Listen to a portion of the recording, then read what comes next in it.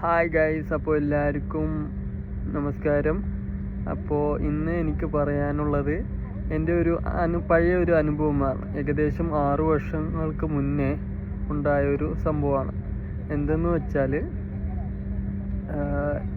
എൻ്റെ ഉപ്പ ഇവിടെ ഉണ്ടായിരുന്നു. അപ്പോൾ ഉപ്പ ജോലി ചെയ്ത സ്ഥലം ഏകദേശം ദേരയിലാണ്, ഞാനുള്ളത് അൽക്കൂസിലാണ്. അപ്പോൾ അൽക്കൂസിന് ദേരയിലേക്ക് ഏകദേശം ഒരു 10-20 കിലോമീറ്ററൊക്കെ കാണും.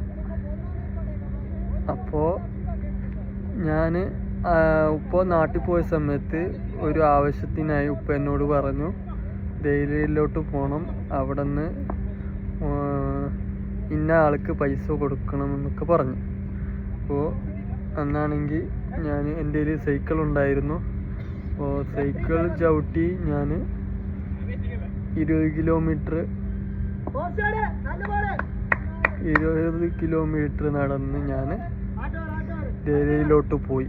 അപ്പോൾ ഒരുപാട് ക്ഷീണിച്ചു. ഏകദേശം 2 മണിക്കൂർ എടുത്തിട്ടാണ് ഞാൻ അവിടെ എത്തിയത്.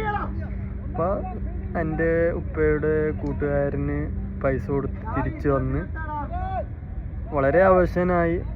നല്ല വെയിലുണ്ട്. പിന്നെ രണ്ടാമത് സൈക്കിള് ചവിട്ടി ഒരുപാട് ക്ഷീണിച്ചു. അപ്പോൾ ഞാൻ ഒരു സൂപ്പർ മാർക്കറ്റിൽ കയറി എന്തോ ഒരു ഡ്രിങ്ക്സ് കുടിച്ചു. അപ്പോൾ കുടിച്ച ശേഷം എനിക്ക് നന്നായിട്ട്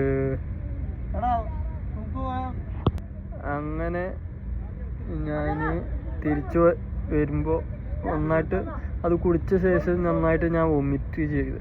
അപ്പോൾ വളരെ അതിൽ കൂടുതൽ ക്ഷീണിതനായി, ഞാൻ തലകറങ്ങി വീണു.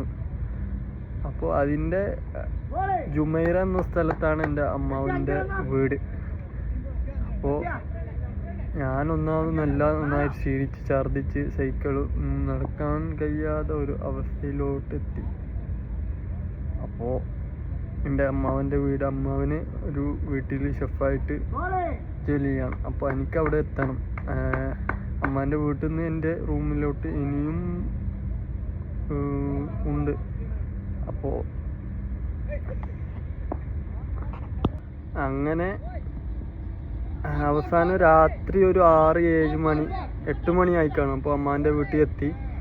എന്നെ കാണുമ്പോൾ ഒരു മാതിരി ഛർദ്ദിച്ച അവശനായി, കണ്ണുകളൊക്കെ പുറത്ത് തള്ളി.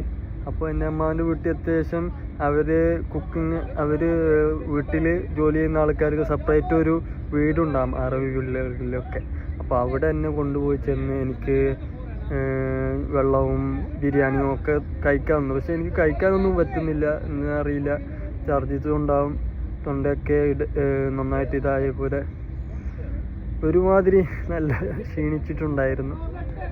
അങ്ങനെ അവിടെ നിന്ന് പിന്നെ ഒരു അരമണിക്കൂർ വിശ്രമിച്ച ശേഷം വീണ്ടും ഞാൻ സൈക്കിളിൽ ചവിട്ടി എങ്ങനെയെങ്കിലും എൻ്റെ റൂമിലോട്ട് അവിടെ എത്തി.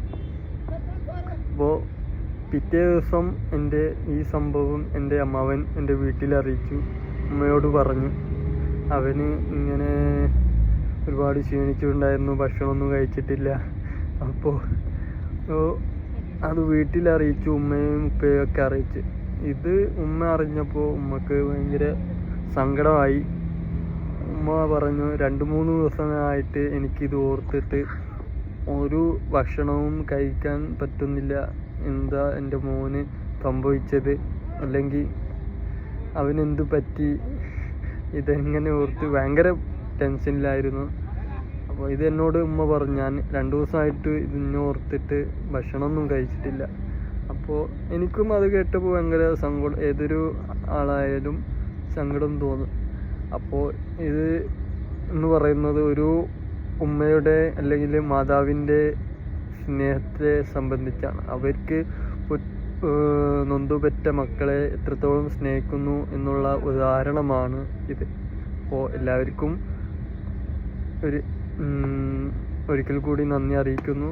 അപ്പോൾ എല്ലാവരും എന്നെ സപ്പോർട്ട് ചെയ്യുക, സബ്സ്ക്രൈബ് ചെയ്യുക. Thank you.